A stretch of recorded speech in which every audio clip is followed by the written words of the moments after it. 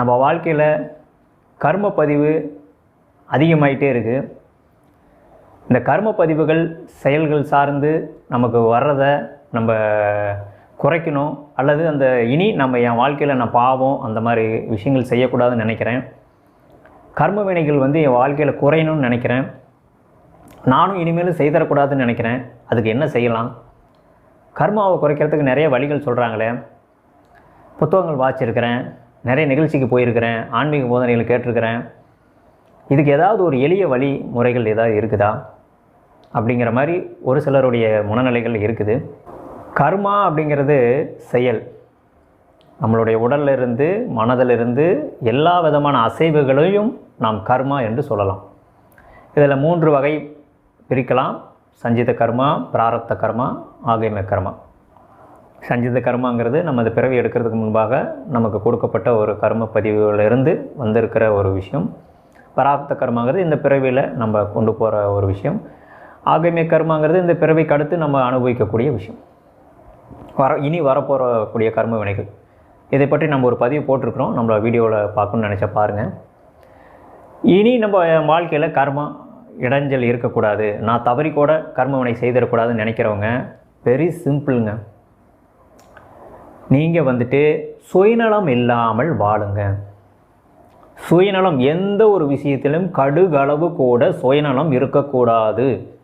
எல்லாம் இறைவனுக்கே செய்கிறேன், என் தகப்பனுக்கே செய்கிறேன், என் பிதாவுக்கே செய்கிறேன், என் ஏக இறைவனுக்கே செய்கிறேங்கிற இந்த எண்ணத்தோடு செய்யுங்க. அதுவே போதும். கர்மாவை குறைப்பதற்கு இறைவன்தான் அனைத்தும் செய்கிறார், என்னிலிருந்து இறைவன்தான் இதை செய்ய வைக்கிறார், இதுக்கான பலன்கள் அனைத்தையும் இறைவனுக்கே போய் சேர வேண்டும் என்ற சிந்தனையோடு அந்த ஏக இறைவனை நீங்கள் நினைத்து செய்யும் அனைத்து காரியங்களும் கர்ம பதிவை உண்டாக்காது. அந்த ஆத்ம ரீதியான உருக்கத்தோடு நீங்கள் செய்யும் பொழுது உங்களுக்கு கர்மாவை இறைவன் கொடுக்க மாட்டார். அது ஒரு கட்டத்துக்கு மேலே நீங்கள் இந்த பிறவியை முடிக்கிறதுக்கு ஒரு வழிவகுக்கும். இப்போ இந்த பிறப்பில் உங்களுக்கு கர்மா கலைஞ்சிருச்சுன்னு கூட வைங்க, இனிமேல் நீங்கள் செய்ய போகிறதெல்லாம் கர்மா கணக்கில் வருதுன்னு வச்சுக்கலாம். சஞ்சித கர்மாவும் இல்லை, பிராரப்த கர்மாவும் இல்லை. இப்போ நீங்கள் இனிமேல் செய்ய போகிறதா கர்மபதி உண்டாக்குன்னு வச்சுக்கலாம்னு வச்சுங்களேன். அதில் தான் நீங்கள் இந்த விஷயத்தை நீங்கள் நோட் பண்ணணும். இவ்வளோ நாளாக பாவம் செஞ்சிட்டிங்க, ஒருவேளை இறைவனை கூட உங்கள் பாவத்தை மன்னிச்சிட்டாருன்னு வச்சுங்களேன், இதுக்கப்புறம் கரெக்டாக இருப்பா அப்படிங்கிறாரு. அதுக்கப்புறம் நீங்கள் செய்கிறதெல்லாம் கரெக்டாக இருக்கணும். அதாவது தன்னலமற்ற ஒரு நோக்கம் இருக்கணும். தன்னலம்ங்கிறது என்னங்க? நான் செய்கிறேன், நான் தான் இதை செய்கிறேன், இது என்னோட பணம், என்னுடைய வீடு, என்னுடைய பொருள், என்னுடையது என்னுடையது என்னுடையது என்னுடைய அதிகாரத்தில் செய்கிறேன் அப்படிங்கிற ஒரு எண்ணம் தாங்க. அகங்காரம், ஆணவம் இதெல்லாம் இருந்துச்சுன்னா அது இருக்கும். யாருக்குமே ஒருத்தர் சொல்கிறத கேட்குற மனநிலையில் கிடையாது. முதல்ல சின்ன பையனாக இருக்காங்களே, அவங்க சொல்லி நம்ம கேட்கணுமா? என் பையன் நான் சொல்லி கேட்கணுமா? என் பொண்ணு நான் சொல்லி நான் கேட்கணுமா? எங்கள் அப்பா சொல்லி நான் கேட்கணுமா? எங்கள் அம்மா சொல்லி நான் கேட்கணுமாங்கிற ஒரு அகங்காரம் உங்களுக்குள்ளே வந்துருச்சுனாவே அந்த இடத்துல நீங்கள் எதுவுமே கேட்க மாட்டீங்க, யார் சொல்கிறதையும் புரிஞ்சிக்க மாட்டீங்க. அப்புறம் உங்களுக்கு ஞானமும் கிடைக்காது, அறிவும் கிடைக்காது, எதுவுமே கிடைக்காது. முதல்ல காது கொடுத்து கேளுங்க. இப்போ இருக்கிற இளைஞர்களும் சரி, பெரியவர்களும் சரி, நிகழ்காலத்தில் வாழுங்க. ப்ரெசன்ட் லைஃப் என்ன உங்களுக்கு கொடுத்துருக்குதோ அதை வாழுங்க. அப்போ தான் உங்களுக்கு தன்னலமற்ற எண்ணமே உண்டாகும். அன்பாக இருங்க, எல்லாரையும் நேசிங்க. ஜாதி மத இன மொழி வேறுபாடுகள் இன்றி அனைத்து உயிர்களையும் நேசிங்க. இறைவன் அனைத்து உயிருக்குள்ளும் அணுக்களுக்குள்ளும் கலந்திருக்கிற ஒரு ஆற்றல், இறை சக்தி ஒளி ரூபத்திலே கலந்திருக்கிறார். அப்படிங்கும்போது நீங்கள் எங்கே போய் தனியாக இருக்கிறீங்கன்னு நினச்சிட்டு இருக்கீங்க? அவருக்குள்ளே ஒன்றா தான் நீங்கள் இருக்கீங்க.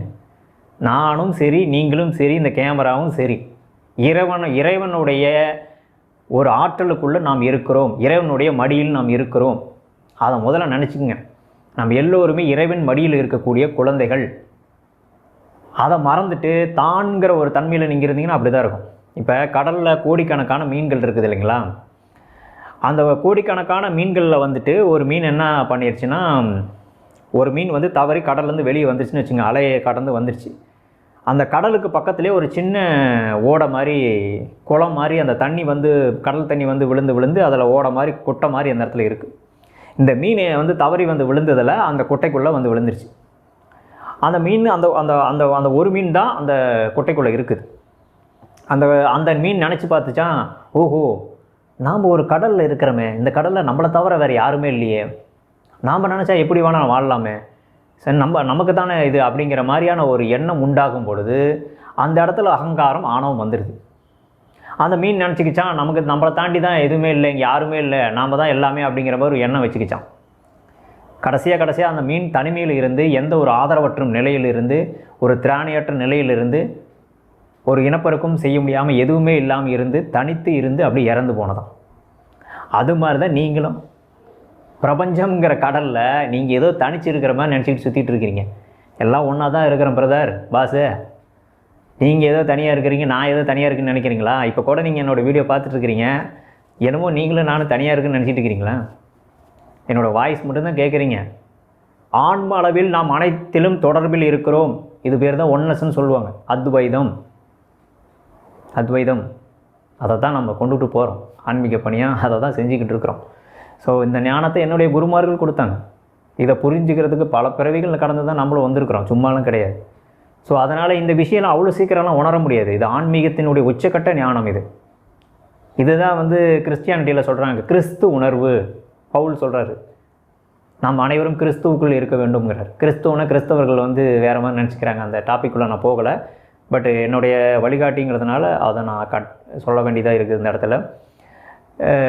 அந்த ஒன்னஸ்க்கான உணர்வு தான், அதுதான் நம்ம சிவம்னு சொல்கிறோம், அதுதான் நம்ம அல்லான்னு சொல்கிறோம், எல்லாமே அதுதான். நீங்கள் என்ன பேர் வேணால் வச்சுக்கோங்க, உங்கள் கடவுள் விருப்பமான கடவுள் பேர் வச்சுக்கோங்க, உங்கள் அப்பா பேர் வச்சுக்கோங்க, என் பேரை கூட வச்சுக்கோங்க, விருப்பமாக தான் வச்சுக்கோங்க. ஸோ எல்லாத்துலேயும் கலந்துருக்கக்கூடிய இறைவன் நமக்கு அந்த அகங்காரத்தை நம்ம கையில் எடுக்கும் பொழுது அதிலிருந்து இறைவனை உணர முடியாது.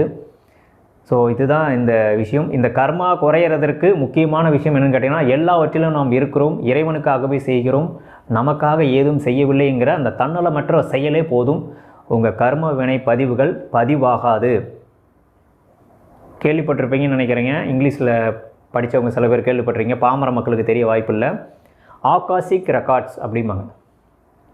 அண்ட பதிவுகள், அதாவது உங்களுடைய அண்டத்தில் உங்களுக்கான பதிவுகள் இருக்கும், அதில் போய் பதிவாகாது.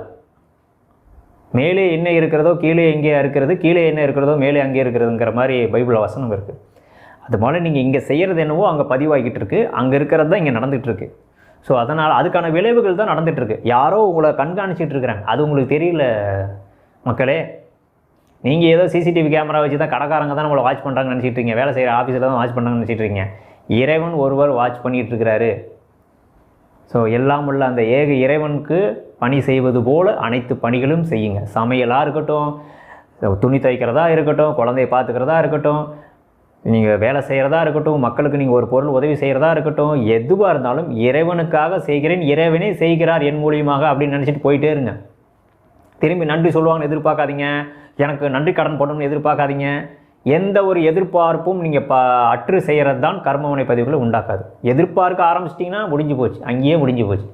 அது சொல்ல முடியுமா உங்களால்? மனதுக்குள்ளே ஒரு சின்ன சலனம் ஏற்பட்டாலும் சொல்லி முடிஞ்சுது, கர்ம பதிவாயிருமே.